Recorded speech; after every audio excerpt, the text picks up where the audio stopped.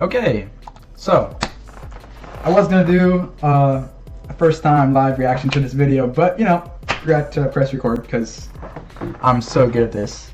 Well, there's a video Coach Rob Track and Field posted about me. He posted it yesterday on the 3rd, Wednesday the 3rd. Today's the 4th.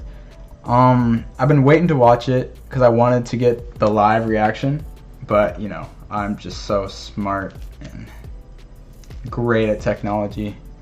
So Coach Rob Track and Field, I already subscribed to them. Go show him some love as well. He's got some good stuff here. You know, I was checking it out for a little bit. All right. Becoming the fastest man in college is a very big deal because if you can win it all in the NCAA, you likely have what it takes to take on the best in the world. In 2008, Richard Thompson and Walter Dix both ran in the NCAA 100-meter dash final, and just a few weeks later, got Olympic medals in the 100-meter dash. But we all know who was in front in that race. But ironically, the 100-meter dash really isn't the fastest race in college. That would be the 60-meter dash. Just because most people don't pay attention to it. That's a hot take. But I kind of agree. I mean, to an extent, like 60 meter, I was kind of talking about this when I like live reacted to it, but yeah, the 100 is, I don't know, for me at least, is like, I feel like I have to like hold back a little bit. Like I feel like I can't just burn out at the start, and there's like, I can't push the entire way. So like in the 60, I mean, I can, like I'm pushing the entire time as hard as I can. So I feel like you really see like sprinters running as hard as they can, like as fast as they can. And like in a 100, I feel like you never want to see like your 100% because you'll burn out. Like you might still run a good time, but you're gonna likely burn out at the end because like I'm pretty sure I heard that lactic kicks in around like 8 seconds or something. So I mean 2 other seconds where you're dying. Let's see. Doesn't mean that it doesn't matter. Christian Coleman and Grant Holloway both won that event at the NCAAs before winning world championship medals outdoors later that same season. So don't get it twisted. The 60 actually matters. And right now, the fastest man in college is Kaylin Walker of the University of Iowa.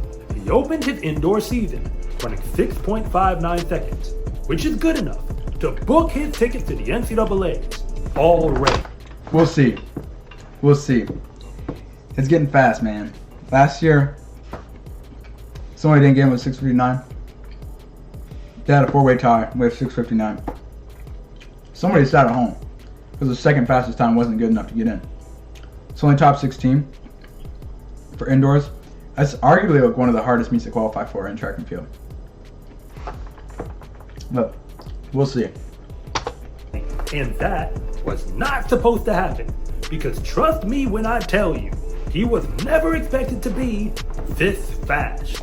Don't get me wrong, I am aware that Kaylin is not yet the favorite to win anything at the NCAAs. But his performance is such a big deal because his journey to the top of the leaderboard is like something straight out of a movie. The truth is that Kaylin Walker is an underdog in every sense of the word. He was barely recruited out of high school. Look, that's my girlfriend. I'm back. Claire. She's in the red with the blonde hair. I never knew that she was in this picture until I saw it on this video. I never saw this. I was kind of surprised to see it. It's kind of funny. Clawed his way out of junior college, and right now is the fastest man in the NCAA. And if he can keep this up, I might need to write the screenplay to the movie myself, because you can't make this stuff up. And if anything that I say actually connects with you, it is always greatly appreciated if you would please like and subscribe. Definitely. But if I don't, just let me know in the comment section, because I try to read them all. First things first, Kaylin Walker does have a following now, thanks to social media. But let's be honest, Homie is not following though. Most track and field fans have no idea who he is. So I'm gonna tell this story all the way from the beginning. At the high school level in Iowa, Kaylin Walker started out playing football, basketball, and track and field. He wasn't bad on the football field, but was entirely unranked as far as Google is able to tell me. But by his senior year, he seems to have noticed that track and field was where his future was. He even ran one indoor meet that season. But like I said, it was just one.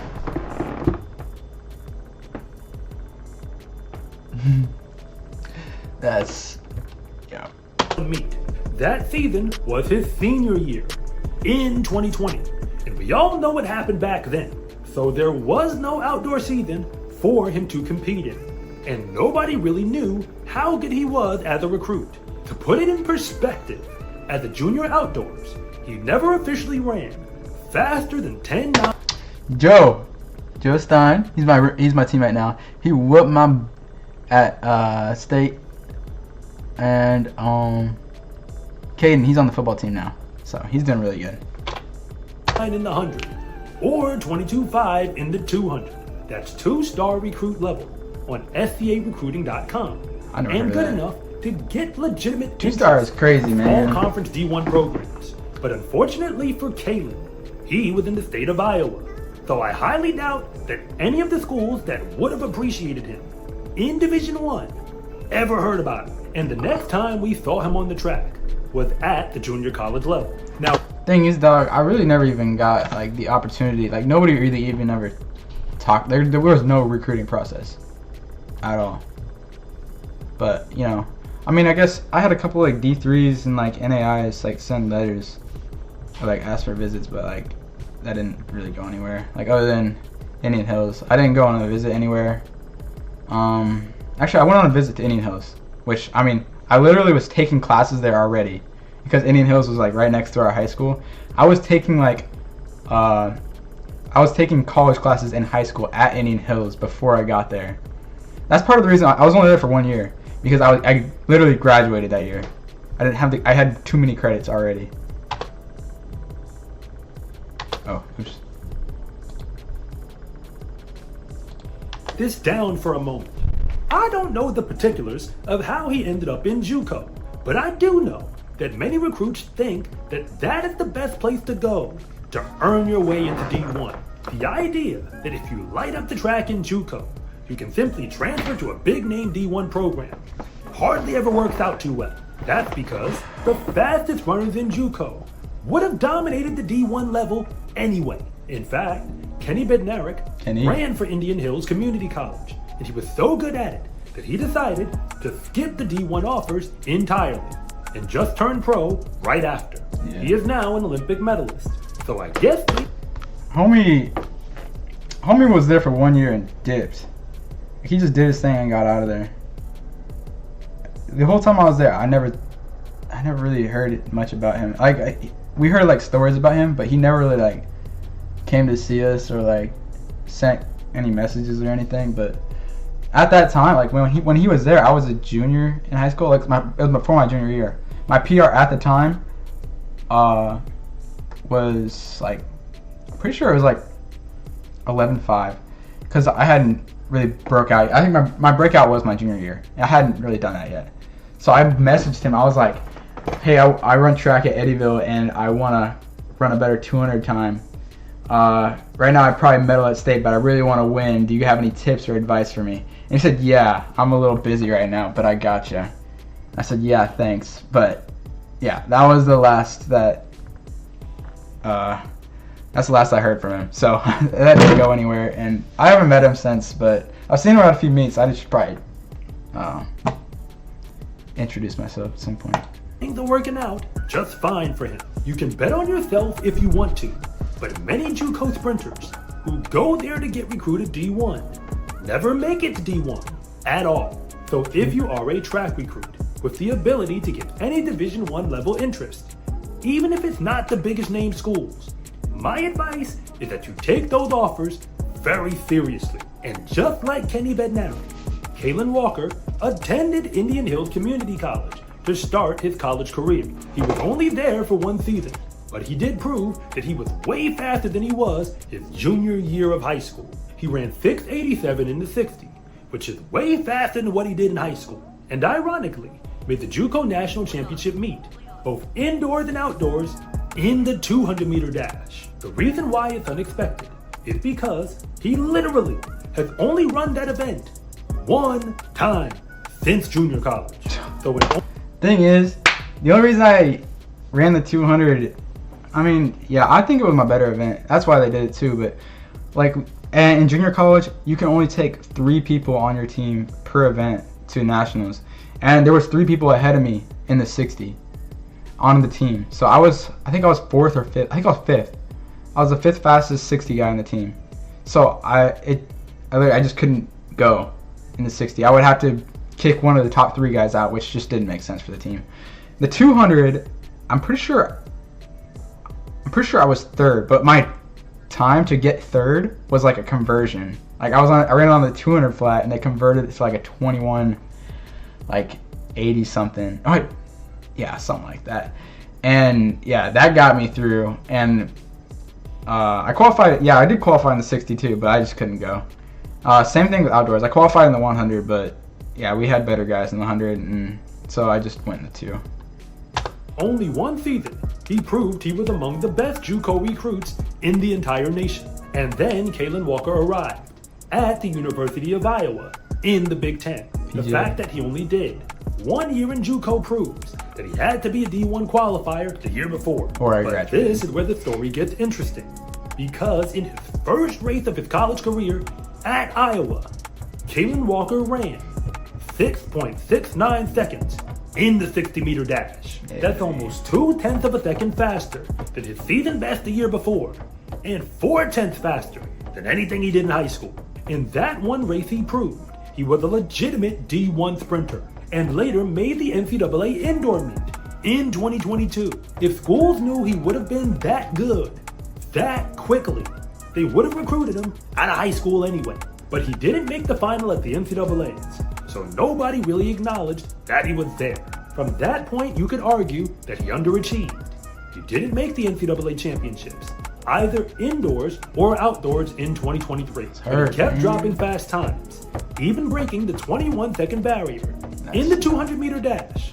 The one time they actually let him run it, which brings us to what just happened. Because entering I really think I can run something hot on the 2. I really think I can go 20 point low, like 20.2, 20.3, maybe even fast. I really have like no reference of how fast I would run, but I've had no training for it. Like last fall, I was coming back from a foot injury. I had 0 fall training at all, like nothing. And I just started training like late November, early December, I think, ballpark right in there, and just kind of threw it out there for my indoor season. And then I got hurt on my first meet again, and well, I hurt my knee, but it wasn't that bad. I just ran through it, but it was really affecting me the whole season still. But yeah, I mean, I had surgery on it this year too, so I probably won't run the 200 again. I might run it outdoors, but I just haven't had the training to do it. And then we have like 5 200 guys who are, going to be competing to medal at Big Tens, and it doesn't make sense for me to try to run a 200 when we have plenty of guys and I don't really have the training for it. I haven't been able to stay healthy enough to train for it. So if that makes sense. 2024 indoor season, Kaylin's final one in a college uniform. He ran a new PR of 6.59 seconds in the 60-meter dash. And at that moment, he became the fastest man in college, which is a sentence that I never thought I'd get a chance to say about a 2-star sprinting recruit out of his junior year of high school. I don't know what the future of Kaylin Walker's career will look like, but at this point, I'm heavily invested in watching the rest of the movie. Kaylin Walker was a high school recruit who had barely any D1 interest, and then had his senior season canceled, basically before it even began. He bet on himself in junior college, and then took all of the house's money by proving he deserved the shot to run at D1's highest level. And then he cranked it up a notch to prove he was legit, And now he has one more chance to win a 2 more chances. I got a medical red shirt. national title. I don't know if he will pull it off, but the movie script has already been written. Kaylin Walker is a true underdog story and the fastest man in college right now. SCA track and field gear is here. Fast is a lifestyle, and what you wear should reflect that. Order yours at... Okay. Yeah, that's pretty cool.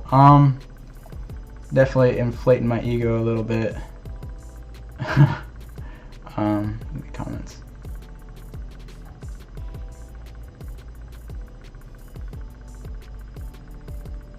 Yeah, that was a great video. Subscribe to Coach Rob. Show him some love. Yeah, it's been a crazy story. I can't wait to see what's in store. Yeah, I'm really excited. It's got off to a good start. So I think I got a lot more in the tank. 659. It was fun to throw something out there, but I really feel like I'm just, you know, scraping the top. You know what I'm saying? I feel like I got a lot more to give. I don't want to throw a time out there I'm trying to like shoot for, because I don't want to, like, you know, put that pressure on myself. But, you know, I'm hoping I can get down into like the area where I can compete to win nationals. Like you said, like the movie script. I mean, I don't want to say that about myself. That makes me sound cocky, but, you know, I'm just gonna put myself in a position to win, and, you know, whatever I got to do that, and that's what I'm gonna do. So thanks for watching. I got to figure out how to edit this now. So this second time trying to live react to this, you know, so I already made one mistake, but I'll figure it out. Thanks for watching. Thanks for hanging out. I'll see you next time.